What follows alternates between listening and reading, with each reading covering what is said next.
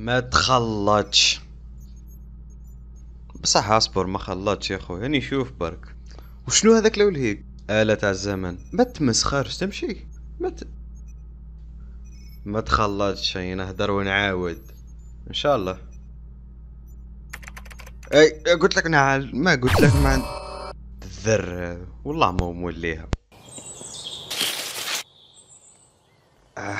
سلام. سلام. وش اسمك صاحبي؟ نيوتن. ايوه. معليش تنوض منا عليه. يا خويا نوض وصاي عليه. شحال تحب تسقسي؟ اوكي اوكي. عزيزي المشاهد، what is time؟ ما هو الزمن؟ نقولها تشوف بالفرنسي. لا euh, quels sont الزمن ماهوش حاجة اللي الإنسان يقدر يديروح وما شافهاش. يعني من بكري والإنسان يشوف التأثيرات والتغيرات اللي تسرى قدامه، مثلا الليل والنهار، نمو النباتات، موت الناس. الإنسان حول بعض من هذه التغيرات الأمور يقدر يحسب بها وقته. مثلا دوران الأرض حول نفسها ردوا يوم اللي هو تعاقب الليل والنهار. دوران القمر حول الأرض ردوا شهر. ودوران الأرض حول الشمس ردوا سنة. ومن بعض التغيرات اللي تصرى في اليوم، مثلا دوران الأرض حول نفسها راه يدور الشمس في السماء. ظل الشمس اخترعوا به أول ساعة، واللي كانت الساعة الحجرية اللي تمشي بظل الشمس. بعدها جات الساعة الرملية اللي كانت متطورة شوية. بعدها جات الساعة اللي نعرفوها اللي تمشي بالدقيقة والثانية والساعة، واللي هي أدق. ومن هذه جات التعريف تاع الوقت اللي راهو معتمد ذكر أن الزمن هو عملية تقدم الأحداث بشكل مستمر وإلى أجل غير مسمى، بدءا من الماضي مرورا بالحاضر حتى المستقبل، وهي عملية لا رجعة فيها. هذا التعريف هو التعريف المعتمد حاليا، مع أنه ما يعرفش الزمن سوا. ما قال لناش وش شنو الزمن، عرف مرور الأحداث. وطبعا بزاف علماء حاولوا يجاوبوا على هذا السؤال تاع ما هو الزمن. أحدهم هو العالم الشهير نيوتن. شكون نيوتن هذا؟ كيف ما تعرفش نيوتن؟ ايه نسيت، انا عطيت له الطريحه تاع كلاب.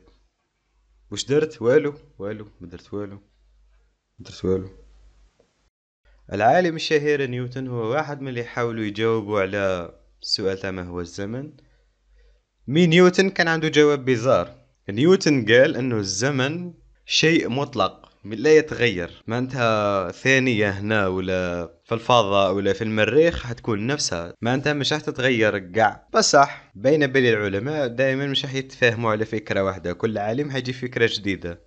اينشتاين قال انه الزمن شيء نسبي، وهذه تاع الزمن مطلق ومنه نحاها بجيه.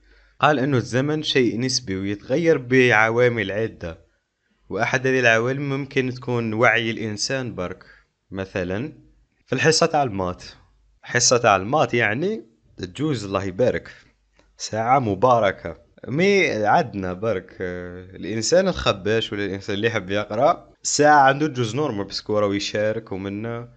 وتلك جابد عمرك باش تستنى حتى تخلص الساعة اللي هي ساعة جوز 4 سوايع. شكون طفى الضوء؟ ايضا واحدة من العوامل اللي تأثر على الوقت هي السرعة. مثلا لو كان يمشي اي جسم بسرعة الضوء راح يقدر يوقف الزمن، لانه سرعة الضوء سرعة بزاف كبيرة، 300,000 كيلومتر في الثانية. راك اذا مشيت بيها راح تقدر تحبس الزمن. هذا التأثيرات قاع ما شرحت لناش وشنو الزمن. يعني اينشتاين قال لنا انه الزمن هو البعد الرابع، وباللي الارض والكون وكلش ولا الجاذبية هي تشوه في الزمكان. قادر قاع وش نهضروا على الزمن مجرد وهم. يعني الزمن مين جا من هذه التغيرات لو يشوفها الانسان وطرحها كفكرة انه كاين زمن او يمشي، ممكن يكون وهم. اي نهدر برك ما مباليش. كاين مجموعة تاع علماء جاتهم فكرة ولا جاتهم نظرية، قال لك بيد ما كل الأجسام في الكون عندها من تبدأ. مثلا جسم الإنسان وبعض والمواد يبداو من ذرة، من ذرات. معناتها لو كان تدخل في الجسم الأصغر مادة حتلحق للذرة.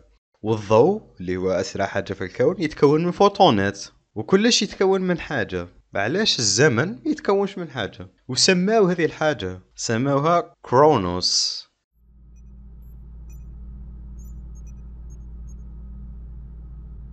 هذو كرونوس ما عم باناش كيف دايرين، وما عم باناش وشنهم، ما عم باناش اسك ذرات ولا وشنو، بس هذه مجرد نظريه. وهذه صار لها كيما دارك ماتيريال. يعني عاجز نشرح واش هي دارك ماتيريال. اذا حبيت ندير عليها فيديو ندير، مي هي فان عفسه مش مفهومه ومجرد نظريه. مكاش عالم يقدر يعرف، يقدر يلقى هذه الدارك ماتيريال ويدير عليها دراسه ولا قانون ولا كش حاجه. وذوك انا رايحين نهضروا على ذا تايم ترافل تايم. المهم السفر عبر الزمن. ما انا ما جيتش نقول لكم اذا السفر عبر الزمن بوسيبل ولا نو. جست حنهضر على حادثتين هما اللي يشدوا انتباهي في السفر عبر الزمن. الحادثة الأولى هي مباراة مايك تايسون. هذه المباراة يعني صارت في وقت قبل اختراع التليفونات الحديثة ولا الهاتف. ماشي كان عندهم غير تليفونات حاطبة بالتالي. وكاين بنادم في وسط هذه المباراة صور المباراة. يعني يا خويا مين جبت التليفون هذا؟ في ذاك الوقت ما كانش كاين هذوك التليفونات.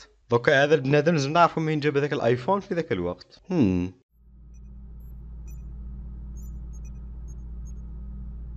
والحادثة الثانية هي حادثة شوية معروفة، نورمالمون راكم عارفين، اللي هي حادثة جون تيتور ولا جون تيتور. المهم هذه الحادثة صارت في جويه العام 2001. بنادم نورمال دخل في واحدة من المنتديات.